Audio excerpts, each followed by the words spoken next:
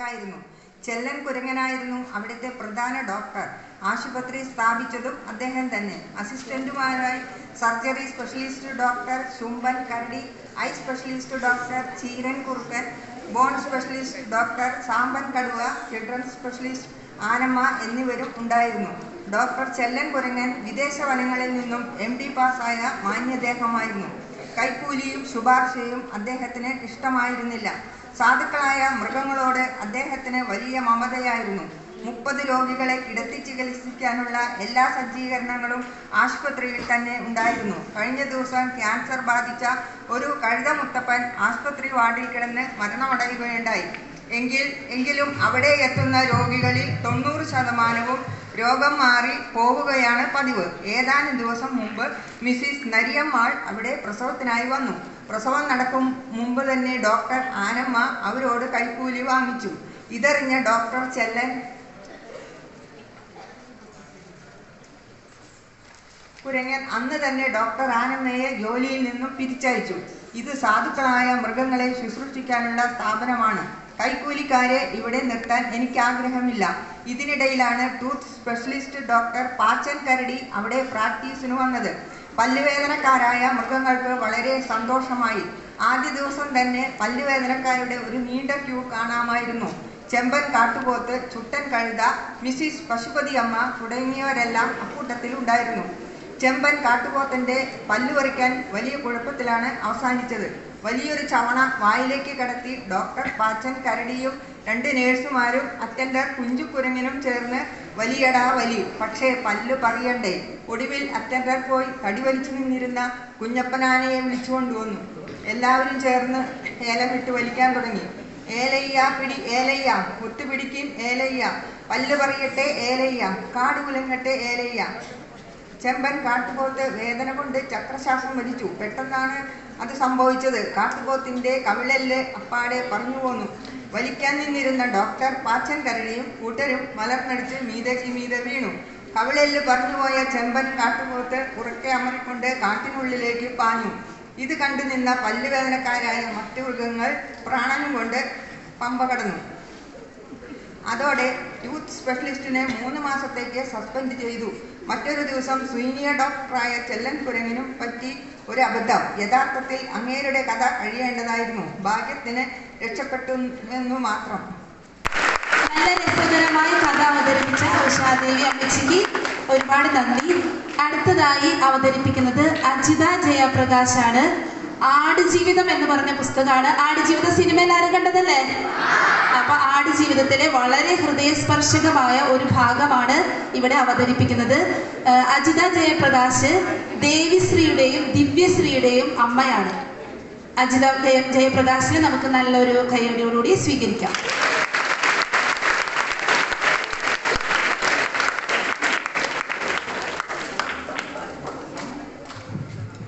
ഒരു ദിവസം എനിക്ക് പെട്ടെന്നൊരു മോഹം ഉദിച്ചു. സൈനുവിന് ഒരു കത്തെഴുതണം. എങ്ങനെ അത് അവളുടെ കൈവശം എത്തും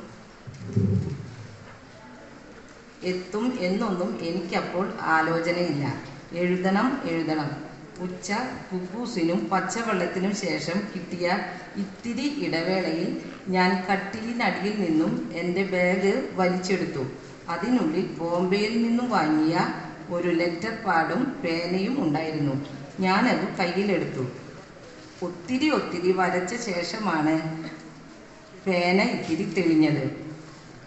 ഞാൻ ആദ്യമായിട്ടാണ് ഒരു കത്ത് എഴുതുന്നത്. എങ്ങനെ എഴുതണം എന്നൊരു പിടിയും ഇല്ലായിരുന്നു. എങ്കിലും മനസ്സിലെ വിചാരങ്ങൾ സ്വരുക്കൂട്ടി ഞാൻ എഴുതി തുടങ്ങി. എൻ്റെ എത്രയും പ്രിയപ്പെട്ട സൈനു, ഞാൻ ഇവിടെ സുഖമായി എത്തിച്ചേർന്നിരുന്നു. എന്നാൽ ജോലി തിരക്കു കാരണം എനിക്ക് ഒരു കത്ത് എഴുതാൻ പോലും പറ്റിയില്ല. നീ അവിടെ സങ്കടപ്പെട്ടിരിക്കുകയാണെന്ന് എനിക്കറിയാം. വിഷമിക്കേണ്ട. നിന്റെ ഇക്ക ഇവിടെ സുഖമായി ഇരിക്കുന്നു. പാലും കമ്പിളിയും ഉണ്ടാക്കുന്ന ഒരു വലിയ കമ്പനിയിലാണ് എനിക്ക് ജോലി. നല്ല ജോലിയാണ്. നമ്മളൊന്നും ചെയ്യണ്ട, എല്ലാം മിഷൻ ചെയ്തോളും. എനിക്കാണ് കമ്പനിയുടെ മേൽനോട്ടം. എൻ്റെ അർബാബിന് എന്നെ വലിയ ഇഷ്ടമായി. എൻ്റെ ജോലി ഇഷ്ടമായി. എനിക്ക് ഇടയ്ക്കിടെ നല്ല സമ്മാനങ്ങൾ തരാറുണ്ട്. ഇവിടെ വിശാലമായ ഒരു സ്ഥലത്താണ് എൻ്റെ മുറിയും താമസവും. എൻ്റെ കട്ടിലിൽ ഇരുന്നാൽ എനിക്ക് അടുത്തുള്ള പ്രദേശങ്ങൾ മുഴുവൻ കാണാം. അത്ര സുന്ദരമായ സ്ഥലമാണ്. പിന്നെ ആഹാരം, ഞാൻ ഇതുവരെ കഴിച്ചിട്ടില്ലാത്ത എന്തൊക്കെ ആഹാരങ്ങളാണെന്നോ അർബാബ് എനിക്ക് കൊണ്ടുതരുന്നത്. ഇപ്പോൾ തന്നെ കുക്കൂസും ചിക്കൻ കറിയും മട്ടൻ മസാലയും കഴിച്ച് ഒരു ഗ്ലാസ് കട്ടിപ്പാലും കുടിച്ച ശേഷമാണ് ഈ കത്ത് എഴുതാൻ ഇരിക്കുന്നത്. ഇത്ര ദിവസം കൊണ്ട് തന്നെ എനിക്ക് വലിയ തടി വെച്ചോ എന്നൊരു സംശയം. ഇപ്പോൾ ഉച്ചയ്ക്കത്തെ വിശ്രമ സമയമാണ്. ഇനി കുറച്ചു കഴിഞ്ഞ് എനിക്ക് ജോലിയിൽ പ്രവേശിച്ചാൽ മതി. അതുവരെ സുഖമുള്ള കാറ്റേറ്റ് കിടന്നുറങ്ങാം. നമ്മുടെ നാട്ടുകാരായ കുറച്ചു പേരൊക്കെ എനിക്കൊപ്പം ഇവിടെയുണ്ട്. റാവുത്തർ, രാഘവൻ, വിജയൻ, പോക്കർ എന്നിങ്ങനെ കുറച്ചു പേർ. എനിക്ക് അവരുമായി അധികം സഹവാസവും മിണ്ടാട്ടവും ഒന്നുമില്ല. അർബാബിന് അതിഷ്ടമല്ല. അർബാബിന് ഹൂറിയായ ഒരു മകളുണ്ട്. വൈകുന്നേരത്ത് ഞാൻ അവളോടൊപ്പം നടക്കാൻ പോകും. ഞാൻ തന്നെ ചെല്ലണമെന്ന് അവൾക്ക് നല്ല നിർബന്ധമാണ്. മേരി മൈമൂന എന്നാണ് അവളുടെ പേര്. ഇത്രയൊക്കെയാണ് എൻ്റെ വിശേഷങ്ങൾ. അവിടെ നിനക്കും ഉമ്മയ്ക്കും സുഖമെന്ന് വിചാരിക്കുന്നു. ഇനിയും സമയം കിട്ടുമ്പോൾ എഴുതാം. എന്നു നിൻ്റെ സ്വന്തം ഇക്ക നജീബ്. ഞാൻ പേപ്പർ മടക്കി പിന്നെ കണ്ണടച്ചിരുന്നു. കുറേ കരഞ്ഞു. ആ കത്തല്ല, ആ കരച്ചിലായിരുന്നു എൻ്റെ സത്യം. ആരും വായിക്കാത്ത സത്യം.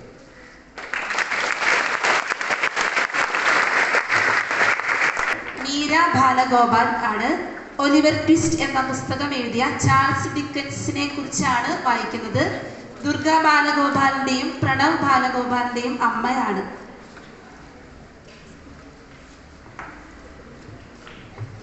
Good morning, dear all.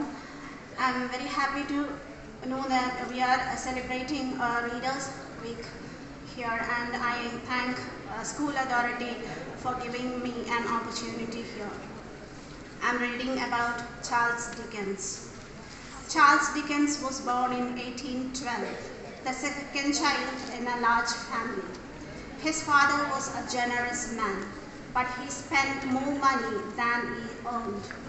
When Charles was 10, he had to leave school and work for 10 hours a day in a factory to help his family.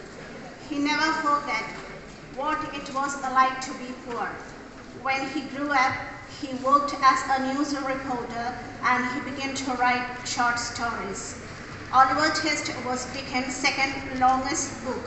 It was originally published in 24 parts in a magazine between 1837 to 1839. The story was a huge success. Readers were fascinated by the details of Oliver's early life and shocked at the terrible things that happened to him.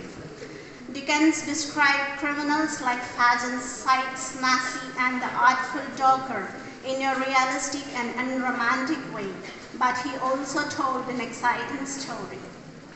Dickens wrote 15 books as well as plays, many shorter stories, newspaper articles, and hundreds of letters.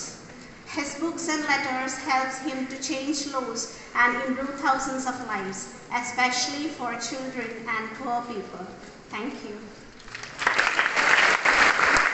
വായിക്കുന്നത് Deepa KP ആണ്.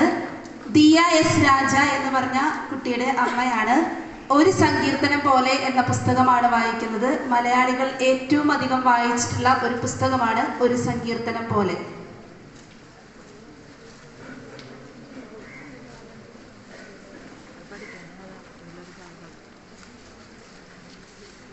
ഞാനിവിടെ വായിക്കുന്നത് 1996 Vayalar award നേടിയ പെരുമ്പടവം ശ്രീധരൻ്റെ ഒരു സങ്കീർത്തനം പോലെ എന്ന നോവലിൻ്റെ അവസാന ഭാഗമാണ്. ഒരു കാലത്ത് ഏറ്റവും അധികം ചർച്ച ചെയ്യപ്പെടുകയും മലയാളികൾ വായിക്കുകയും ചെയ്തിട്ടുള്ള ഒരു കൃതിയാണ് ഒരു സങ്കീർത്തനം പോലെ എന്നുള്ളത്. ചുരുങ്ങിയ കാലം കൊണ്ട് തന്നെ കൂടുതൽ കോപ്പികൾ വിറ്റഴിഞ്ഞ ഈ കൃതി വയലാർ പുരസ്കാരം ഉൾപ്പെടെ 8 പുരസ്കാരങ്ങൾ നേടിയിട്ടുണ്ട്. വിശ്വപ്രസിദ്ധ റഷ്യൻ സാഹിത്യകാരനായിരുന്ന ഫിയോദർ ദസ്തയേവ്സ്കിയുടെ ജീവിതത്തിലെ ഒരു ഘട്ടമാണ് ഈ നോവലിലൂടെ കഥാകൃത്ത് നമുക്ക് മുന്നിൽ കാണിച്ചു തരുന്നത്.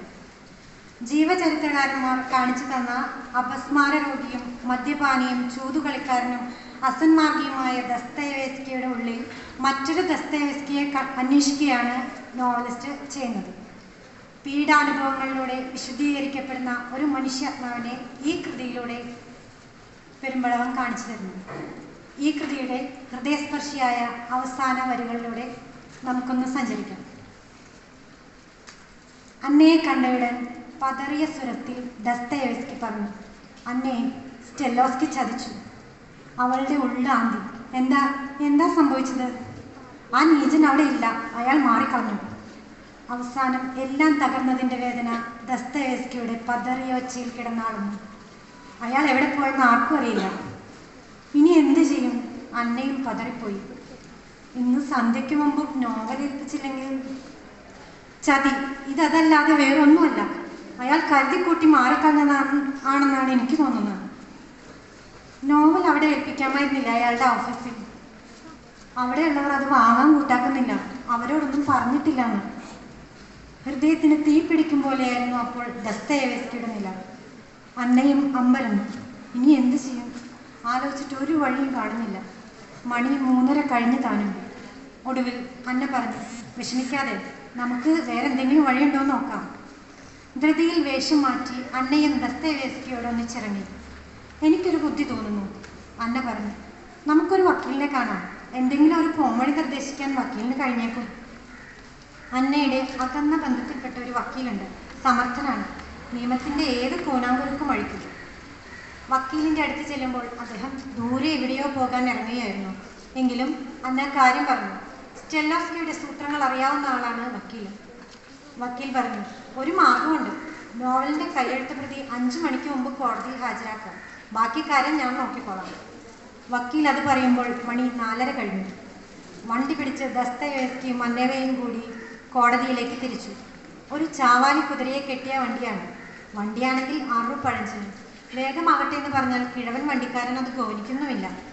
ഇത് അറബിക്കഥയിലെ മായ കുതിരയൊന്നുമല്ലെന്ന് കിഴവൻ പറഞ്ഞു. വണ്ടിയേക്കാൾ വേഗത്തിൽ അവരുടെ മനസ്സ് കുതികൊണ്ടു. കോടതിയിലെത്തുമ്പോൾ സമയം കഴിഞ്ഞു. കോടതി പൂട്ടി എല്ലാവരും പോയി. ഇനി എന്തു ചെയ്യും? ആകെ തൊലഞ്ഞു. സ്റ്റെല്ലോസ്കിയുടെ ദുഷ്ടബുദ്ധി അതിൻ്റെ ലക്ഷ്യം നേടിയിരിക്കുന്നു, വളരെ സമർത്ഥമായിട്ട്. അന്ന് നോക്കുമ്പോൾ ഒരു ഗുമസ്തൻ ഇറങ്ങി വരുന്നു, ഒരു ഇടുങ്ങിയ മുറിയുടെ ഇരുട്ടിൽ നിന്ന്. ഏതോ വിദൂര ഭൂതകാലത്തിൽ നിന്നിറങ്ങി വരുന്ന ഒരു കാലദൂതനെ അയാൾ ഓർമ്മിപ്പിച്ചു. അന്ന അടുത്ത് ചെന്ന് അയാളോട് ഉപദേശം ചോദിച്ചു. ഇനി എന്തു ചെയ്യും? സാരമില്ല, നോവൽ എഴുതിയത് പോലീസ് സ്റ്റേഷനിൽ ഏൽപ്പിച്ചാൽ മതി ഇൻസ്പെക്ടർ. എന്നിട്ട് അതിൻ്റെ ഒരു റെസീറ്റും വാങ്ങിച്ചോളണം. കേസ് വന്നാൽ അന്നേരം നോക്കാം. ഇനി ഓടിക്കിളിച്ച് അവിടെ ചെല്ലുമ്പോൾ പോലീസ് സ്റ്റേഷനിലും ആരും ഇല്ലാതെ വരുമോ ദൈവമേ എന്നായിരുന്നു അപ്പോൾ അന്നയുടെ ആശങ്ക. വേഗം വരൂ എന്ന് പറഞ്ഞ് അന്ന നോക്കുമ്പോൾ ദസ്തയേവ്സ്കിയുടെ മുഖം അവിശ്വസനീയമായ ഒരു നിർവികാരത കൊണ്ട് ആവൃതമായിരിക്കുന്നു. യാതൊരു ഉത്കണ്ഠയും കൂടാതെ ദസ്തയേവ്സ്കി പറഞ്ഞു, നമുക്കിത് വലിച്ചു കയറി കാറ്റിൽ പറത്താം. അയാൾ എന്ത് വേണേലും ചെയ്യട്ടെ. ആ നിൽപ്പ് കണ്ടപ്പോൾ അന്നയ്ക്ക് ദുസ്സഹമായ സങ്കടം തോന്നി. അത്രയ്ക്കങ്ങ് തകർന്ന നിലയിലാണ്. കണ്ടാൽ തോന്നും കടലിൻ്റെ ആഴങ്ങളിലേക്ക് താണുകൊണ്ടിരിക്കുന്ന ഒരു തകർന്ന കപ്പലിൻ്റെ മുകൾത്തട്ടിൽ നിൽക്കുകയാണെന്ന്. നമുക്കിതുകൂടി പരീക്ഷിക്കാം, അന്ന പറഞ്ഞു. അത്ര ദൂരമൊന്നുമില്ലല്ലോ പോലീസ് സ്റ്റേഷനിലേക്ക്. ഒരാളുടെ കുടിലതയ്ക്ക് അങ്ങനെ അങ്ങ് കീഴടങ്ങണം. പോലീസ് സ്റ്റേഷനിൽ ചെല്ലുമ്പോൾ ഭാഗ്യം, ഇൻസ്പെക്ടർ അവിടെയുണ്ട്. ദസ്തയേവ്സ്കി പറഞ്ഞു. അന്ന പറഞ്ഞാൽ മതി കാര്യങ്ങളൊക്കെ. എനിക്ക് ഇവരോടൊക്കെ ഇടപെടാൻ വിഷമമാണ്. തന്നെയല്ല, ഞാൻ മടുത്തു. എത്രയെന്ന് വെച്ചാണ് സഹിക്കുന്നത്? വേണമെങ്കിൽ ഏതെങ്കിലും ഒരു കഴുകം വന്ന് എൻ്റെ ഹൃദയം കൂടി കുത്തിപ്പറിച്ചു കൊള്ളട്ടെ. അന്ന തർക്കിക്കാൻ നിൽക്കാതെ നോവലും കൊണ്ട് ഇൻസ്പെക്ടറുടെ അടുത്തേക്ക് ചെന്നു. കാഴ്ചയിൽ ഭീകരനെന്ന് തോന്നിപ്പിക്കുമെങ്കിലും ഇൻസ്പെക്ടർ മനുഷ്യപ്പറ്റുള്ള ആളായിരുന്നു. അയാൾക്ക് മനുഷ്യൻ്റെ ധർമ്മസങ്കടം മനസ്സിലാകുമായിരുന്നു. അയാൾ ചോദിച്ചു, കാര്യമൊക്കെ ശരി, ഈ നോവൽ എഴുതിയ ആളവിടെ? ദസ്തയേവ്സ്കി. തൊട്ടടുത്ത് വരാന്തയിൽ തൂണും ചാരി ദസ്തയേവ്സ്കി നിൽക്കുന്നുണ്ടായിരുന്നു. അന്ന പറഞ്ഞു, അദ്ദേഹം ആകെ തകർന്ന നിലയിലാണ്. അത് ആ നിൽപ്പ് കണ്ടപ്പോൾ ഇൻസ്പെക്ടർക്കും തോന്നി. ഇൻസ്പെക്ടർക്ക് പക്ഷേ മറ്റൊരു സംശയം കൂടി ബാക്കിയുണ്ടായിരുന്നു. കാര്യമൊക്കെ ശരി, നിങ്ങൾ ഈ ദസ്തയേവ്സ്കിയുടെ ആരാണ്? അന്നയുടെ ഹൃദയത്തിൽ ഒരു മിന്നൽ പിണർ പുളഞ്ഞു. അങ്ങനെ ഒരു ചോദ്യം പ്രതീക്ഷിച്ചിരുന്നില്ല. താൻ ദസ്തയേവ്സ്കിയുടെ ആരാണ്? ചിന്തിച്ചും സംശയിച്ചും തർക്കിച്ചു നിൽക്കാൻ സമയമില്ല. മുള്ളിൻ മുന്നിൽ നിൽക്കുന്ന നിമിഷമാണത്. അന്ന പറഞ്ഞു, ഞാൻ അദ്ദേഹത്തിൻ്റെ ഭാര്യയാണ്. അങ്ങനെ ഒരവസരം തന്നതിന് വളരെ നന്ദി.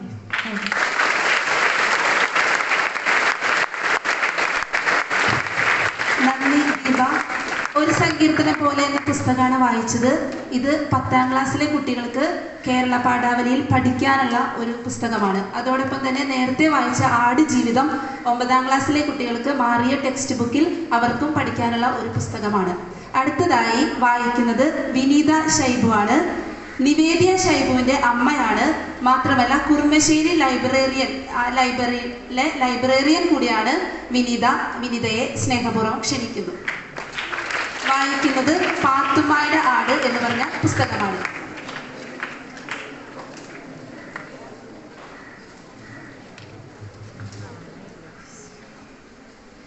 എൻ്റെ പേര് വിനീത എന്നാണ്. 9ൽ പഠിക്കുന്ന നിവേദ്യയുടെയും 6ാം ക്ലാസ്സിൽ പഠിക്കുന്ന വിദ്യയുടെ അമ്മയാണ്. കുറുമശ്ശേരി അക്ഷര വായനശാലയിലെ ലൈബ്രറിയൻ കൂടിയാണ്. എനിക്ക് തന്നിരിക്കുന്ന പുസ്തകമാണ് പാത്തുമ്മയുടെ ആട്. മിക്ക കുട്ടികളും ഇത് കണ്ടിട്ടുണ്ടാവും, വായിച്ചിട്ടുണ്ടാവും എനിക്ക് തോന്നുന്നു. ഇത് ഞാൻ വായിച്ച് തന്നേക്കാളും കുറച്ചും കൂടി നല്ലത് നിങ്ങൾ വായിക്കുന്നതായിരിക്കും. വൈക്കം മുഹമ്മദ് ബഷീർ, ബേപ്പൂർ സുൽത്താൻ എന്ന് അറിയപ്പെടുന്ന ആളാണ്. ആളുടെ ഒരു മാനസികമായ ഒരു സംഘർഷത്തിൽ വീട്ടിലിരിക്കുന്ന സമയത്ത് വീട്ടിലുള്ള ചെറിയ ചെറിയ സംഭവങ്ങൾ ആളുടേതായ ശൈലിയിൽ എഴുതിയിരിക്കുന്ന ഒരു പുസ്തകമാണിത്. അതൊരിക്കലും ഒരു അച്ചടി ഭാഷയല്ല, നമ്മുടെ സംസാരിക്കുന്ന ഒരു ഭാഷയാണ്. അപ്പോൾ അത് ഞാൻ വായിച്ചു തരുമ്പോൾ നിങ്ങളെല്ലാവരും ചിരിക്കും, അങ്ങനത്തെ ഭാഷയാണ്. അതൊരു ലളിതമായിട്ട് ആളുടെ ദുഃഖങ്ങളും ദാരിദ്ര്യവും എല്ലാം ഇതിൽ ഉണ്ട്. അതാണ് ലളിതമായിട്ട് തന്നെ പറഞ്ഞിട്ടുണ്ട്, ഒരു കോമഡി ആയിട്ട്. അപ്പോൾ ഞാനൊരു ലൈബ്രറിയൻ ആയതുകൊണ്ട് എനിക്കറിയാം എത്ര കുട്ടികൾ പുസ്തകം വായിക്കുന്നുണ്ട്. എൻ്റെ അറിവിൽ ഞാനൊരു 3 വർഷത്തിന് മേലെയായിട്ട് ലൈബ്രറിയനാണ്. അതിൽ ഏറ്റവും കൂടുതൽ ബുക്കുകൾ വായിക്കുന്നത് ആൺകുട്ടികളാണ്. പെൺകുട്ടികൾ ആ വഴിക്ക് വരുന്നില്ല. എൻ്റെ മക്കളായാലും ശരി, അവരും വരുന്നില്ല. പിന്നെ പുസ്തകം വായിക്കുന്നില്ല എന്ന് ഞാൻ പറയുന്നില്ല. ഇപ്പോൾ ലേറ്റസ്റ്റായിട്ട് ഇറങ്ങിയ ഒരു ബുക്കുണ്ട്, Ram care of Anandi, Akhil P Dharmachandran. അദ്ദേഹത്തിൻ്റെ ബുക്ക് ആമസോണിൽ 25,000-ലധികം കോപ്പിയാണ് വിറ്റഴിച്ചു പോയത്. അതുകൊണ്ട് ആരും വായിക്കുന്നില്ല എന്ന് ഞാൻ പറയുന്നില്ല. ഓൺലൈനായിട്ടും ആഴ്ചയിൽ ഒരു പുസ്തകങ്ങളും കുട്ടികൾ വായിക്കണം എന്നാണ് ഞങ്ങൾ പറയുന്നത്. ഇപ്പോൾ ജൂലൈ 19 PN പണിക്ക് അദ്ദേഹത്തിൻ്റെ ഗ്രന്ഥശാല പ്രസ്ഥാനത്തിന് ആദ്യമായിട്ട് രൂപം കൊടുത്ത അദ്ദേഹത്തിൻ്റെ ചരമദിനാണ്. ഒരാഴ്ച 25-25 വരെ. അപ്പോൾ ഇദ്ദേഹത്തിൻ്റെ പുസ്തകം നിങ്ങളുടെ സ്കൂളിലെ ലൈബ്രറി ഉണ്ട്, അതിലെ എല്ലാവരും പുസ്തകങ്ങൾ വായിക്കണം എന്നാണ് പറയുന്നത്. ഓടിച്ചത് M. മുകുന്ദൻ്റെ, OV വിജയൻ്റെ, മലയാറ്റൂരിൻ്റെ, TD രാമകൃഷ്ണൻ്റെ പുസ്തകങ്ങളൊക്കെ വായിക്കുന്നതിന് മുമ്പ് തന്നെ ഇദ്ദേഹത്തിൻ്റെ പുസ്തകങ്ങൾ നിങ്ങൾ വായിക്കാം. അപ്പോൾ ഒരു വായിക്കാനുള്ളൊരു ആഗ്രഹം നിങ്ങൾക്ക് ഉണ്ടാകും എന്നാണ് എൻ്റെ ഒരു അറിവ്. ഞാൻ 8ാം ക്ലാസ്സിൽ തുടങ്ങി വായിച്ച് നടക്കുന്ന ഒരാളാണ്. അതുകൊണ്ടാണ് പറയുന്നത്. ഇപ്പോഴും ഞാൻ വായിച്ചുകൊണ്ടിരിക്കുകയാണ്. പുസ്തകങ്ങൾ കുട്ടികൾ വായിക്കുക. മലയാള അക്ഷരങ്ങൾ തെറ്റുകൂടാതെ എഴുതാൻ കുട്ടികൾക്ക് പറ്റണില്ല. എൻ്റെ മോളായാലും വായിക്കുമ്പോൾ ഞാൻ ചിരിച്ചു പോവാണ്, സത്യം പറഞ്ഞാൽ. അക്ഷരത്തെറ്റ് നല്ല രീതിക്കുണ്ട്. അപ്പോൾ പാത്തുമ്മയുടെ ആട്, അതിൽ ഈ പാത്തുമ്മ ഒരു കഥാപാത്രമാണ്. ആട് മെയിനായിട്ട് വരുന്നത് ആടാണ്. ആടിനെ ഒരു സ്ത്രീത്വത്തിൻ്റെ എല്ലാ വേദനകളും വിഷമങ്ങളും എല്ലാം ഇതിൽ അദ്ദേഹം പറഞ്ഞിട്ടുണ്ട്. അതിൽ ഈ സംഭവം നടക്കുമ്പോൾ പാത്തുമ്മയുടെ ആട് വൈക്കം മുഹമ്മദ് ബഷീർ അദ്ദേഹത്തിൻ്റെ പുതപ്പ് തിന്നുന്നുണ്ട്. അപ്പോൾ ആള് വളരെ രസകരമായിട്ട് പറയുന്നുണ്ട്, ഹേ അജസുന്ദരി, നീ അത് തിന്നല്ലേ, ഇതിൻ്റെ കോപ്പി വേറെ ഇല്ല എന്ന് പറയാണ്. അതിന് 100 രൂപയാണ് വില. അപ്പോൾ അതിൽ ദാരിദ്ര്യമുണ്ട്. അദ്ദേഹത്തിൻ്റെ പുസ്തകങ്ങൾ എത്ര വേണമെങ്കിലും ഞാൻ വരുത്തിച്ച് തരാം, നീ അത് മുഴുവനും തിന്നോ എന്ന് പറയുന്നുണ്ട്. പുസ്തകം ഇഷ്ടം പോലെ ഉണ്ട്. അത്രയും ദാരിദ്ര്യമായിരുന്നു അദ്ദേഹത്തിന്. വീട്ടിലുള്ള സഹോദരങ്ങൾ, സഹോദരിമാർ, അവരുടെ കുട്ടികൾ, അവരുടെയൊക്കെ ജീവിതമാണ് ഈ പുസ്തകത്തിലുള്ളത്. കുട്ടികളുടെ എല്ലാ കുസൃതികളും ഉണ്ട്, ദാരിദ്ര്യമുണ്ട്, കഷ്ടപ്പാട് ഒരുപാട്. ഇതെല്ലാവരും നല്ല തമാശയോടു കൂടി തന്നെയാണ് അദ്ദേഹം എഴുതിയിരിക്കുന്നത്. അപ്പോൾ മക്കളെല്ലാവരും ഇന്ന് തുടങ്ങി ആഴ്ചയിൽ ഒരു ദിവസമെങ്കിലും ഒരു പുസ്തകം വായിക്കാൻ ഞാൻ വിനീതമായി പറയാറ്. പിന്നെ മലയാളം അക്ഷരം സത്യം പറഞ്ഞാൽ ഫുൾ A+ കിട്ടിയ ഒരു പെൺകുട്ടി വായനശാലയിൽ വന്നിട്ട് അതിൽ മെമ്പർഷിപ്പ് ഇട്ട ഒരു ഫോം ഞാൻ കൊടുത്തിട്ട് അത് വായിച്ച് ഫില്ല് ചെയ്യാൻ ആ കുട്ടിക്ക് അറിയില്ല. 9 A+ഉം 1 Aയും. ഞാൻ ആ കൊച്ചിനോട് ചോദിച്ചു, മോളെ എ കിട്ടിയത് മലയാളത്തിനാണോ എന്ന് ചോദിച്ചു. അല്ല ചേച്ചി, ഇംഗ്ലീഷിനാണെന്ന് പറഞ്ഞു. അത്രയ്ക്കും ഇതായി പോവരുത് നമ്മുടെ മക്കള്. ഞാനൊക്കെ പഠിക്കുന്ന കാലത്ത് നല്ല രീതിക്ക് തന്നെ നല്ല അടി കൊണ്ടിട്ട് മലയാളം പഠിച്ചുകൊണ്ടാണ് തോന്നുന്നു. അക്ഷരത്തെറ്റൊന്നും എനിക്ക് വരാറില്ല. പക്ഷെ എൻ്റെ മക്കൾ നേരെ തിരിച്ചാ. വായിച്ച് തന്നെ ഇതിൽ പല ഭാഷകളും അത് നിങ്ങൾക്ക് ചിലപ്പോൾ വായിക്കാൻ പറ്റില്ല, സംസാര ഭാഷയായതുകൊണ്ട്. അതുകൊണ്ട് കുത്തിയിരുന്ന് വായിക്കുക, മലയാളം നല്ല രീതിക്ക് വായിക്കുക. പാത്തുമ്മയുടെ ആട് നല്ലൊരു പുസ്തകമാണ്. എനിക്ക് സിസ്റ്റർ തന്നേക്കുന്നത് 55-ാം പതിപ്പാണ്. ഇത്തവണത്തെ പുസ്തകോത്സവം അടുത്ത മാസം നടക്കുകയാണ്. അപ്പം ഇതിൽ ഒരുപാട് പതിപ്പുകൾ ഇറങ്ങുന്നുണ്ട്. എല്ലാ വായനശാലയിലും ഇത് അവൈലബിൾ ആണെന്നാണ് എൻ്റെ അറിവ്. കുട്ടികളായ നിങ്ങൾക്ക് മെമ്പർഷിപ്പിന് 1 രൂപ പോലും ചിലവില്ല. നിങ്ങൾ പോവാം, പുസ്തകം വായിക്കുക. ആ ഒരു അവസരം നിങ്ങൾ കളയരുത്. കാരണം കേരളത്തിൽ മാത്രമേ ഇത്രയ്ക്ക് ലൈബ്രറികളൊക്കെ ഉള്ളൂ. കേരളത്തിന് പുറത്ത് ലൈബ്രറി വളരെ കുറവാണ്. ഞങ്ങളുടെ അവിടെ തന്നെ 4 ലൈബ്രറികളുണ്ട്. ഇനി ഈ ഭാഗത്തുണ്ടോയെന്ന് എനിക്കറിയില്ല. അപ്പം ഈ പുസ്തകത്തെക്കുറിച്ച് ഞാൻ കൂടുതലൊന്നും പറയുന്നില്ല, നിങ്ങൾക്കറിയാം. എല്ലാവരും വായിക്കുക. ഇങ്ങനെ ഒരു അവസരം തന്നതിൽ ടീച്ചേഴ്സിനോടും സിസ്റ്ററോടും എല്ലാവരോടും നന്ദി പറയുന്നു. സ്വന്തം അനുഭവത്തിലൂടെ നമ്മോട് സംസാരിച്ച വിനീത ഷൈബുവിന് നന്ദി. വായനാ ദിനത്തിൻ്റെ ആശംസകൾ അർപ്പിച്ച് സംസാരിക്കാനായി സിസ്റ്റർ ആൽഫി മരിയെ ക്ഷണിക്കുന്നു.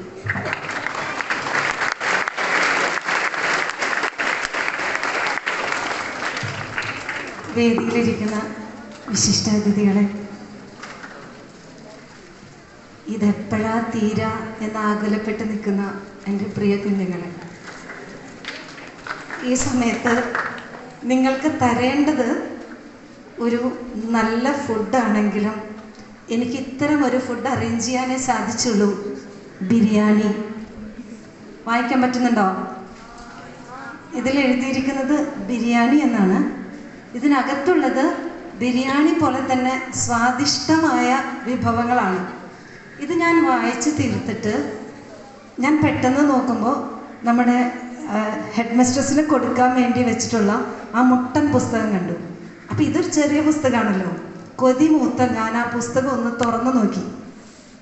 ആ പുസ്തകം തുറന്നു നോക്കിയപ്പോൾ ഞാൻ കണ്ട വാചകം ഇങ്ങനെയാണ്: ഒരു ചെറിയ കട്ടിൽ, ആ കട്ടിലിൽ കിടക്കാൻ ഇത്രയും വീതിയുള്ള ഒരു മനുഷ്യനും 300 മൂട്ടകളും. ഞാൻ അത് വായിച്ച് കുറച്ചു നേരം തനിയെ ചിരിച്ചു. പിന്നെ എനിക്കത് പോരാഞ്ഞിട്ട് ഞാൻ സിസ്റ്ററിനോട് പറഞ്ഞ് പിന്നെയും ചിരിച്ചു. ഇപ്പം അത് പറയുമ്പോഴും എനിക്ക് ചിരി വരുന്നുണ്ട്. കാരണം ഒരു കട്ടിലിൽ, ഒരു ചെറിയ കട്ടിലിൽ കിടക്കാൻ ഇത്ര വീതിയുള്ള ഒരാളും പിന്നെ ഞാനും പിന്നെ ആരും 300 മൂട്ടകളും. ഇങ്ങനെ ഫലിതം നിറച്ച ഒരുപാട് പുസ്തകങ്ങൾ നമ്മുടെ ചുറ്റിലുണ്ട്. പക്ഷേ ഇത് നിങ്ങൾക്ക് കാണാനായിട്ടുള്ള യോഗ്യമില്ല എന്നാണ് എനിക്ക് തോന്നുന്നത്. കാരണം എന്താ വെച്ചാൽ ഈ അമ്മമാരെ ഞാൻ ഒരുപാട് നന്ദിയോടുകൂടെ ഓർക്കാണ്. ഞാൻ ഓരോരുത്തരും വന്നപ്പോൾ വളരെ കൗതുകത്തോടു കൂടെ നോക്കിക്കൊണ്ടിരുന്നു. ഇത് ആരുടെയാണെന്നൊക്കെ ഞാൻ പേരൊക്കെ പഠിച്ചു. നിങ്ങൾക്ക് ഞാൻ നന്ദി പറയാണ്. കാരണം ഒരു തലമുറ കഴിഞ്ഞു പോയി. വായിക്കാനും വായനയിൽ സന്തോഷം കണ്ടെത്താനും കഴിയുന്ന ഒരു തലമുറ അന്യം നിൽക്കാതിരിക്കാൻ വേണ്ടിയാണെന്ന് തോന്നുന്നത്. അന്ന മരിയ സിസ്റ്റർ മലയാളം നന്നായിട്ട് വായിക്കുക എഴുതുകയൊക്കെ ചെയ്യുന്ന ആളുകളെ തപ്പി കണ്ടുപിടിച്ചത്. ഈ കൂട്ടത്തിൽ തപ്പിയായിരുന്നു, പക്ഷെ വളരെ ചുരുക്കം പേരേ കിട്ടിയുള്ളൂ. അതുകൊണ്ട് ഇവിടെ ഇനി മലയാളം പറയാൻ നിൽക്കുന്നവർക്ക് മാത്രമേ മലയാളം വായിക്കാൻ അറിയൂ. ആണോ? അങ്ങനെയാണോ? അല്ല. ബിരിയാണിയിൽ എന്താ പറയണമെന്ന് പറയട്ടെ. ഈ പുസ്തകത്തിനകത്ത് ആദ്യത്തെ കഥയുടെ പേരാണ് ബിരിയാണി. ഈ ബിരിയാണിക്കകത്ത് കലഞ്ചൻ ഹാജി എന്ന് പറയുന്ന ഒരു പണക്കാരൻ, അയാൾ പണ്ട് ഈ തള്ളുവണ്ടി വലിച്ച് നടന്നുകൊണ്ടിരുന്ന ആളാണ്. തള്ളുവണ്ടി മീൻസ് ചരക്കൊക്കെ വെച്ചിട്ട് വണ്ടി വലിച്ചുകൊണ്ട് നടന്ന ആളാണ്. അയാൾക്ക് കാശായി, പിള്ളേരൊക്കെ പുറത്തേക്ക് പോയി, അമേരിക്ക പോയി, കാനഡ പോയി, കാശായി കഴിഞ്ഞപ്പോൾ അയാൾക്ക് തോന്നി അയാളുടെ പേരക്കൊച്ചിൻ്റെ കല്യാണത്തിൻ്റെ കല്യാണം കഴിഞ്ഞു, കല്യാണത്തിൻ്റെ ഒരു സദ്യ നാട്ടിലുള്ള ആളുകൾക്കൊക്കെ കൊടുക്കണം. അങ്ങനെ കൊടുത്താലല്ലേ ആൾക്കാർക്കൊക്കെ മനസ്സിലാവുള്ളൂ ഇവൻ പണക്കാരനാണെന്ന് മനസ്സിലാവുള്ളൂ. അപ്പോൾ ഇയാൾ തീരുമാനിച്ചു, ബസ്മതി അരിയുടെ, വില കൂടിയ അരിയാണ്, ബസ്മതി അരിയുടെ ബിരിയാണിയാണ് ഞാൻ ആളുകൾക്ക് കൊടുക്കുന്നത്. അങ്ങനെ 5000-ഓളം വരുന്ന ജനങ്ങളെ മുഴുവനും വിളിച്ചു. ഇവർക്ക് മുഴുവൻ ബിരിയാണി കൊടുക്കണമെങ്കിൽ എന്ത് വേണം? ഒരു ലോറിക്ക് ബിരിയാണി വന്നു. അങ്ങനെയാണ് പറയുന്നത്, ആൾക്കാരെ കൊണ്ട് പറയിപ്പിക്കുകയാണ് കീർത്തി കിട്ടാൻ വേണ്ടി. അപ്പോൾ ഒരു ലോഡ് ബിരിയാണി വന്നു. ഈ ബിരിയാണി മുഴുവനും ബാക്കി വന്ന ബിരിയാണി കുഴികുത്തി മൂടാൻ വേണ്ടി ജോലിക്കാരെ അന്വേഷിക്കാം. അപ്പൊ നമ്മുടെ നാട്ടിൽ ജോലിക്കാരുണ്ടാവോ? ഇല്ല. നമ്മൾ സാധാരണ ജോലിക്ക് ആരെ വിളിക്കുക?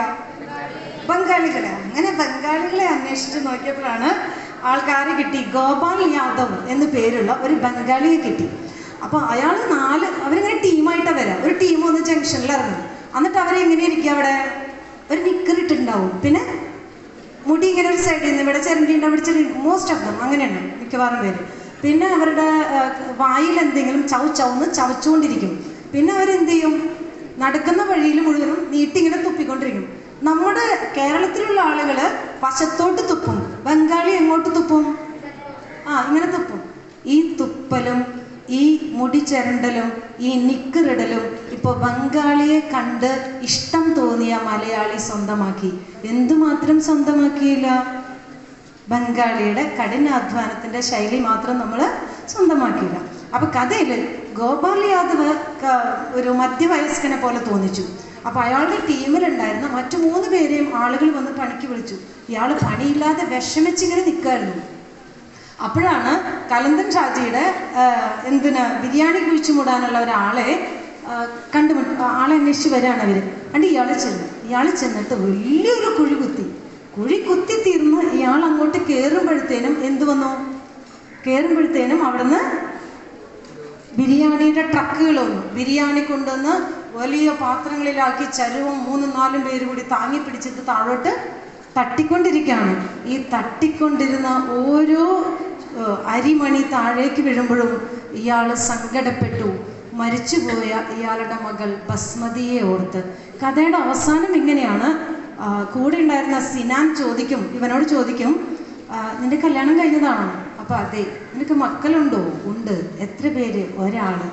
പേരെന്താ? ബസ്മതി. ഇത്രയും. അപ്പോൾ സിനാന് സന്തോഷമായി. ഇത് പെണ്ണുണ്ടെന്നല്ലോ പറയണെന്ന് വിചാരിച്ച് സന്തോഷം നിൽക്കാണ്.